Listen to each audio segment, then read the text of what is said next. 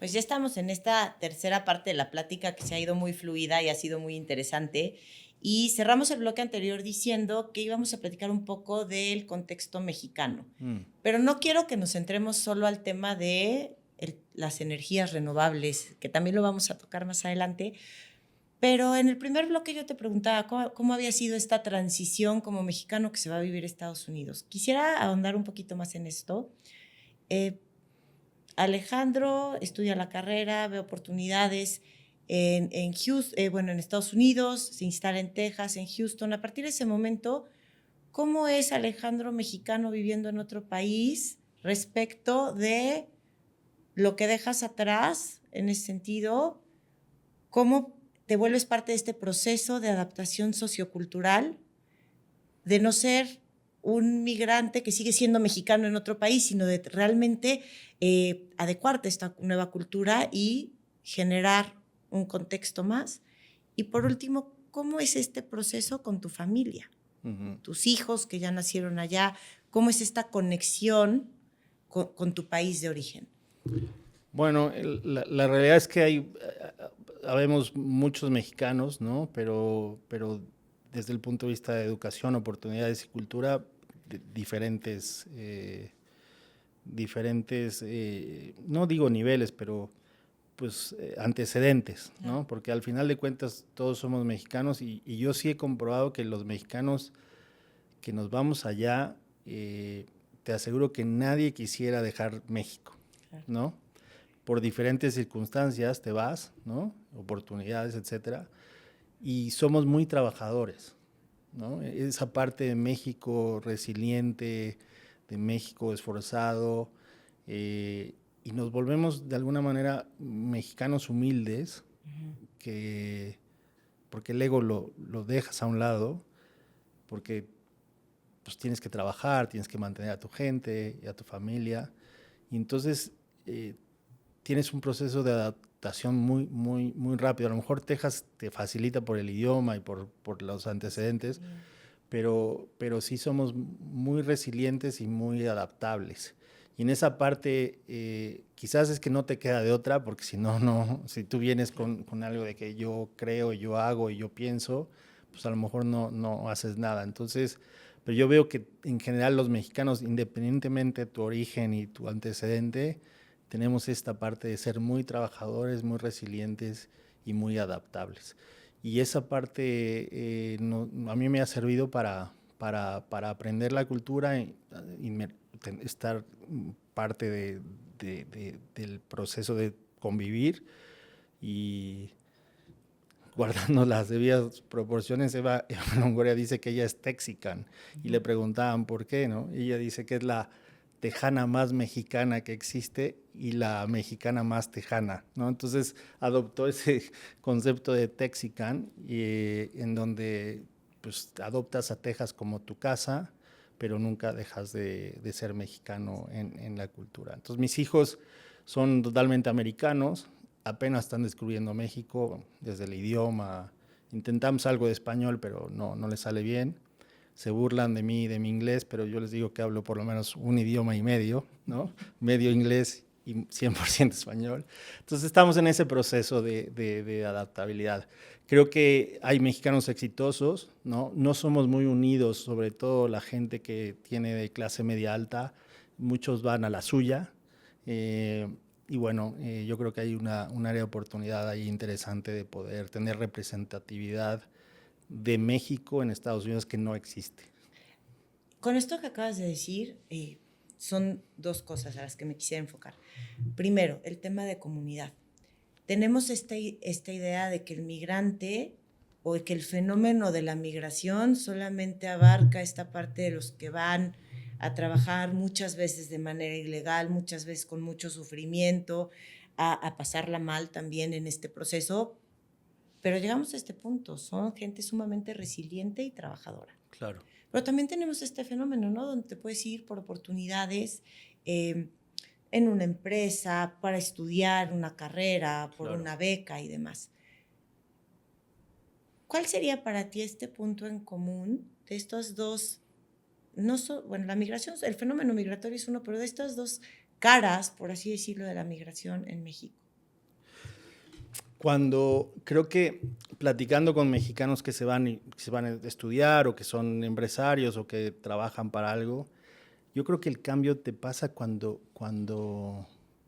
trabajas en una empresa americana o trabajas para alguien americano y ahí es meritocracia, ¿no? La mayoría de las veces. Y yo creo que esa parte, ahí sí cambiamos un poco los mexicanos. Ahí sí, te digo, esa parte de humildad, de esfuerzo, de adaptabilidad, que lo traemos por naturaleza, pero nos sale a flor porque es una característica y los demás lo valoran. He platicado con mucha gente que sí hace la transición de decir, aquí voy a vivir y me siento tejano o no americano porque es un tema de pasaporte, pero nunca dejas de ser mexicano, pero que dices, me voy a venir a vivir y a triunfar acá. Claro. Con ese mexicano sí tenemos muchas cosas en común. El idioma, el deseo, y te digo, un poco la humildad de decir, pues a veces mexicano y no es tan bien recibido, claro, ¿no? Hay una connotación. Y también cuando regresas acá, yo he visto a veces que dicen, bueno, es que tú ya no eres mexicano, ¿no? Entonces parece que vives como en el limbo, ¿no? De que ni eres de aquí ni de allá. Creo que la India María decía, había tenido una película que era así. Y a veces es así, te sientes que no eres ni de aquí ni de allá, pero bueno, no importa. Claro. Y de algún modo de aquí viene esta parte del texican, ¿no? Así es. Pero volvemos al punto, o sea, realmente es que sí es un fenómeno importante. No dejas de ser mexicano de pasaporte, de sentimiento, de tus vivencias, pero también tienes que pasar por este proceso de inmersión en la cultura y en el día a día del nuevo lugar a donde estás para poder ser adaptable, ¿no? Porque al final del día se vuelve tu nuevo contexto de vida. Claro. Esa era mi pregunta y te me adelantaste, ¿no? ¿Cómo era este choque, ¿no? Entre estoy aquí, cuando regreso a México, tal vez no soy ni de aquí ni de allá. Y también se vuelve un fenómeno importante, porque al final del día no dejas tus raíces, pero sí cambias, porque también estás hecho a esa idea de que te tienes que adaptar a la realidad del nuevo lugar donde vives, sin dejar un poco lo que está aquí, ¿no? Claro, obviamente la mente se te abre, eres muchísimo más tolerante a muchas cosas y mucho más respetuoso, ¿no? Eso es lo que pasa cuando eres migrante, ¿no? Entiendes que hay otras culturas, otras formas de pensamiento, no siempre tú tienes la razón, o si la tienes, no importa tu opinión, te la guardas, ¿no? Y creo que sí hay una gran oportunidad para México y Estados Unidos de que los mexicanos que estamos en Estados Unidos tengamos representatividad allá, claro, y representatividad acá. Claro. No tenemos los migrantes, no solamente que vivimos en Estados Unidos, los que viven en otras partes del mundo, no tenemos absolutamente ninguna representatividad en los países donde vivimos ni en nuestro país, me parece. Hay una gran oportunidad. No lo digo como crítica, sino como un área de oportunidad, sin duda. Acabas de decir algo importante, ¿no? Particularmente la política de Estados Unidos. Muchas veces en los temas de campaña, en los temas de esta lucha por las elecciones y demás, en el tema netamente de política como campañas. Hemos oído mucho esta bandera de con quién está el grupo de los migrantes, ¿no? Pero creo que sí se traduce un poco en lo que dices. Todavía no llegamos a este punto en que esa bandera se vuelve realmente una representación de facto y con un sentido, ¿no? Que realmente digas si están tomando en cuenta esta parte o este sector de la población. Nosotros estamos haciendo un esfuerzo, está liderado por alguien importante, fue un ex CEO de una Top 500 que no es común, o sea, a nivel México no, pero a nivel latino tampoco, creo que había un par, uno de ellos era él, y nos unió, nos está tratando de unir para tener este tipo de representatividad, y eso es un esfuerzo muy importante, y es una gran idea que él tiene y la está liderando ahora. Que eso viene también parte como de mi siguiente pregunta, ¿no? A ti como migrante con este contexto, como migrante con una situación distinta, no de privilegio porque también es ganado, pero entendido como esta situación donde no solo puedes tener esta inmersión en la cultura y volverte parte de una sociedad de una manera que tal vez no tienen los inmigrantes ilegales o la gente que va a trabajar, ¿no? En ciertos rubros. ¿Cuál es tu compromiso como mexicano? ¿Cuáles son tus acciones como mexicano en este contexto respecto de tu comunidad allá? Creo que hay un tema que es la parte migratoria. Creo que se pueden hacer políticas públicas simples de los dos países, sobre todo del lado de Estados Unidos, donde simplifiquen la mano de obra de manera regulada. Claro. En Canadá hay esfuerzos en agricultura, en California hubo.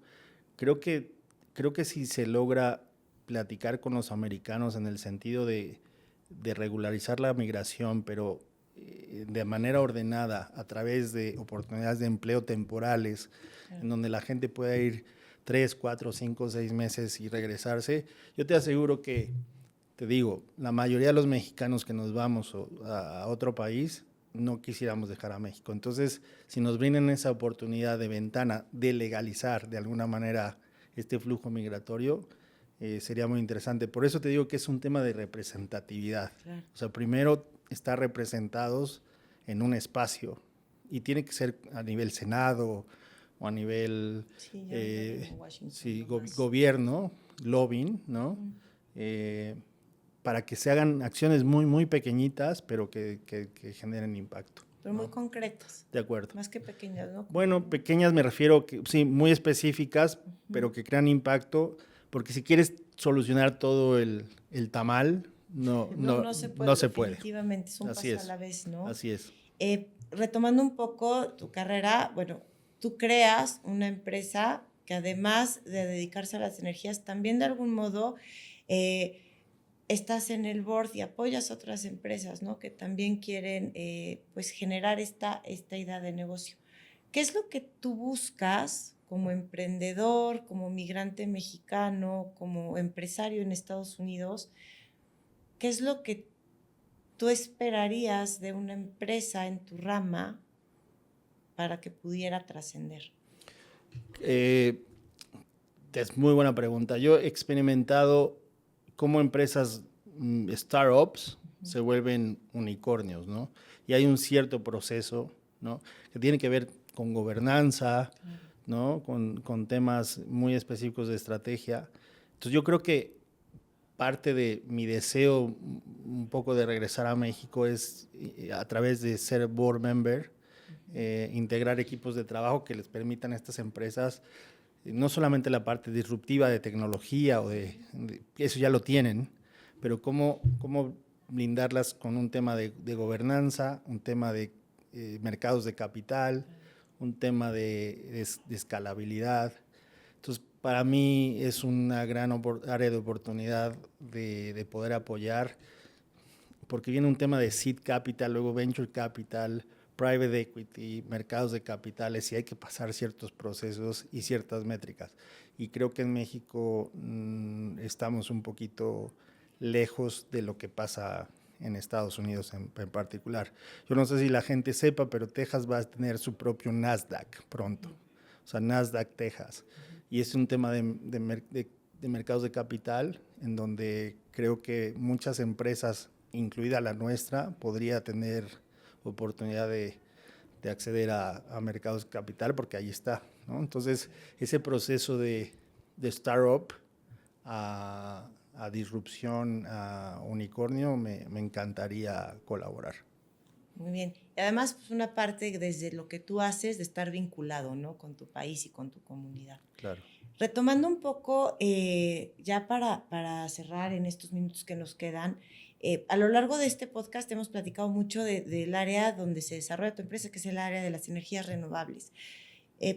Varias veces mencionaste que México es un mercado interesante, pero que ahorita por ciertos factores, bueno, tal vez antes, ciertos momentos políticos y demás, no había sido el momento o todavía no es el momento para entrar. Pero ¿cuáles son estas bondades o esta parte que tú ves ahora, este nicho de oportunidad o cómo está nuestra presidenta, que es científica, que está impulsando con las 100 acciones de gobierno la parte de tecnología, la parte de medio ambiente? ¿Cómo ves tú el panorama para México a partir de este plan que tiene nuestra presidenta en materia energética? Sí, yo creo que a nivel país, lo digo con mucho respeto, tendríamos que platicar más, no solamente la guerra comercial que tiene que ver con las tarifas de impuestos y de importación y exportación, porque hay una guerra comercial a nivel global, pero sí creo que está cambiando en Estados Unidos este tema geopolítico de Make America Great Again o America First, y eso antes no, esto es un cambio muy particular que va a pasar. Creo que en el tema de democracia existe una gran oportunidad en la mayoría de los países en Latinoamérica, es el rule of law que sí tenemos en Estados Unidos o este tema de certidumbre jurídica para los negocios. Entonces, en esa área de contexto, creo que México tiene esa gran oportunidad de adaptarse. Bueno, adaptarse primero, Make America Great Again, y entonces te tienes que adaptar porque es tu mayor socio comercial. Luego, en el tema de democracia, rule of law, sí creo que en el climate change, Sí. ahí lo tenemos que meter, ¿no? Cómo México se puede hacer política y además protegerse contra estos cambios climáticos. Creo que viene un tema de tecnología y México tiene una gran oportunidad en ese sentido. Ahorita voy a tocar, creo, las 5 o 6 grandes oportunidades que tiene México, no solamente en temas de energía. Y entonces sí creo que viene un tema muy fuerte de inteligencia artificial, de data, de digitalización. Yo veo quizás 5 o 6 áreas de oportunidad a nivel negocio en México. Sin duda el tema de manufactura, tecnificación de la manufactura y realmente ser muchísimo más fuerte de lo que somos, bienes, servicios y alimentos. Creo que la gente que esté en esos rubros va a estar bien. En el tema de infraestructura veo una gran oportunidad, no solamente en el tema de energía, pero en el tema logístico, parques industriales, conectividad, etcétera. Hablando de conectividad, creo que hay un tema importante en conectividad digital y física de personas y bienes, y aparte toda la era digital, ¿no? Flujo de ideas, que creo que ahí tenemos una gran oportunidad porque hay gente brillante aquí. Y el capital humano a través de temas de educación, tecnificación, especialidad. Repito, nosotros en México somos resilientes, adaptables y trabajadores. Y en ese sentido creo que debemos de aprovechar nuestra posición en el mundo para ser especialistas y ayudar a la mayoría de la gente para que tenga oportunidades, educación, trabajo, seguridad. Entonces creo que ahí hay un checklist ahí de qué tan autosuficientes somos para que lo que pase en otros países no nos afecte y qué tan competitivos somos. Creo que tenemos un mercado interno muy interesante, ¿no? Que ojalá que dejáramos de depender de otros países como sucede ahora, sobre todo con Estados Unidos. Hay una gran oportunidad para nosotros. Pues muy bien, pues ya para cerrar, ahora sí nada más lo último que me gustaría preguntarte. Como mexicano, poblano, que ha triunfado, que ha podido hacer una carrera exitosa en el extranjero, ¿cuáles son las cualidades que se necesitan o que para ti han sido las más determinantes para poder lograr lo que has logrado?